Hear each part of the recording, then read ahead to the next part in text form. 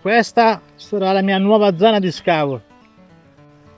Sono tornato al vecchio sistema, telo sotto, in più ho messo una griglia da 1 centimetro più o meno, un po' meno, che mi darà una mano per setaggiare più facilmente il materiale. E poi dopo verserò nel secchio.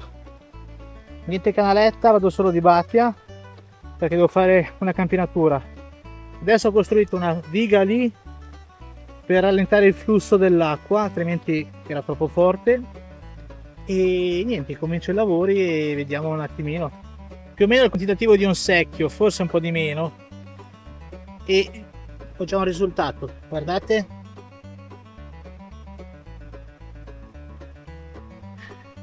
Non è piatta, è un po' cristallina, si può dire, ramificata, comunque non è piatta.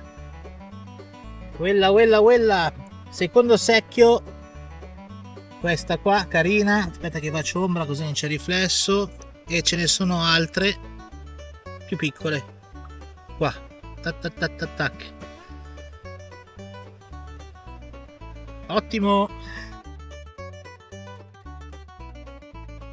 Eccomi qui per fare la giornata esplorativa di ricercore in quella tratto lì. La diga, se notate, è stata molto migliorata perché è intervenuto Giuseppe, me l'ha ottimizzata, la corrente è ancora meno forte e quindi si lavora molto meglio. La mia canaletta la piazzerò qui e adesso non mi resta solo che cominciare i lavori.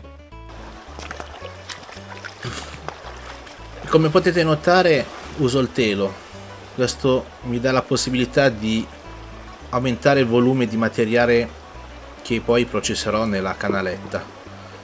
Non devo scavare in profondità perché sono già secondo me arrivato a un livello buono, quindi mi serve soltanto un secchio per lavare la parete, per far sì che così la sabbia e i materiali cadano nel telo.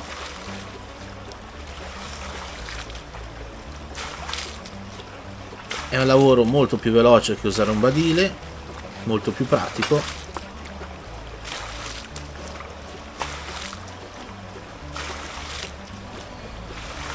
In più ho messo sotto una griglia che mi servirà per fare una prima cernita, poi dopo la vedrete. Ovviamente molto materiale non finisce dentro nel telo, ma ci finisce intorno, e quindi col palottino lo vado a raccogliere e a versare dentro nel telo.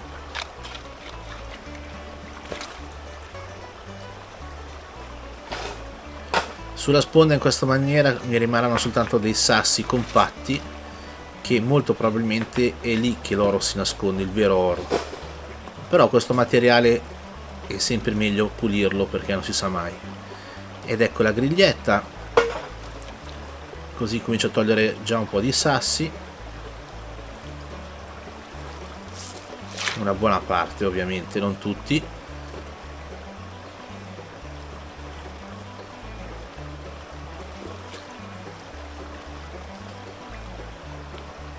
Raccolgo il telo, faccio uscire un po' d'acqua, così almeno è meno pesante, e poi andrò a svuotare il materiale dentro in un secchio. Riposiziono il telo, mi aiuto con due sassi che sono lì, così lo tengo bello allargato sotto.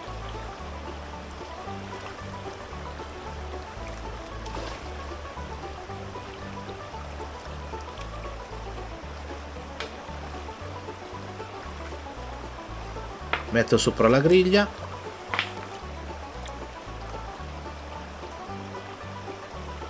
e sono pronto per un'altra secchiellata.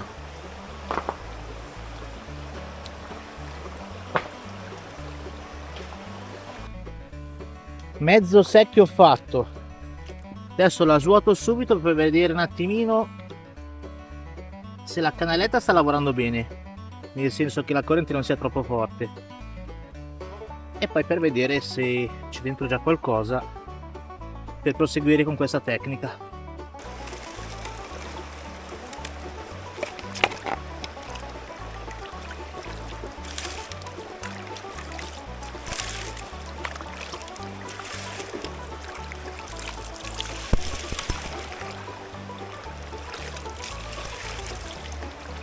I lavori procedono.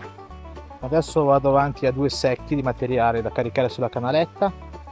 Come vedete sotto c'è quella griglia che serve per fare una prima cernita veloce del materiale che scende giù. Adesso la tecnica che farò per velocizzare ancora di più il tutto: il telo lo lascio fisso, la griglia è l'unica cosa che toglierò, il materiale viene giù, i sassi grossi rimangono lì, sollevo la griglia, tolgo i sassi grossi e col palottino già il materiale quasi da canaletta che verso direttamente qua, così questo non devo muoverlo ogni volta e non perdo tempo nel ripiazzarlo.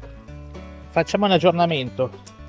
Allora, ho già processato 2 secchi e là ce ne sono pronti 1,5 che è quello che sto versando qua. Vi faccio vedere quello in 2 secchi cosa si trova. Tutta roba fine, come potete vedere, molto fine. Allora, mi sono spostato che forse qua non c'è riflesso. Ecco, come potete vedere è tutta roba fine, però ce n'è in quantità. Lo scavo non è sul piano orizzontale, ma sto entrando dentro nella sponda e quindi è come se fosse uno scavo verticale.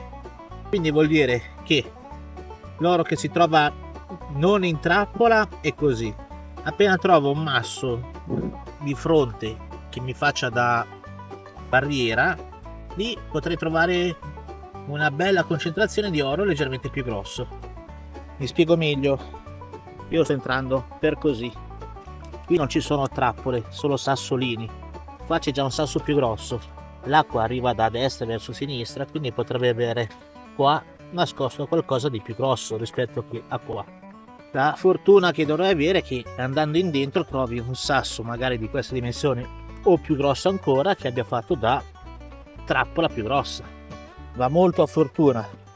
L'importante è la costanza di oro nel volume di materiale che tiro fuori. Bene amici, è uscito anche il sole, così forse si vede meglio il pezzo che ho fatto. Sono circa 60 cm di profondità e in altezza facciamo 50 e in larghezza 1 metro, 1 metro e qualcosa. Io mi fermo qui, questo è quello che ho fatto, vedetela in fondo. E per questa nuova punta che battezzo punta Robinia, visto che sono sotto una pianta di Robinia, vi saluto e ci vediamo alla prossima avventura. A proposito, ricordatevi di iscrivervi al mio canale e ricordatevi che sono aperte le iscrizioni per fare delle escursioni insieme a me. Ciao a tutti!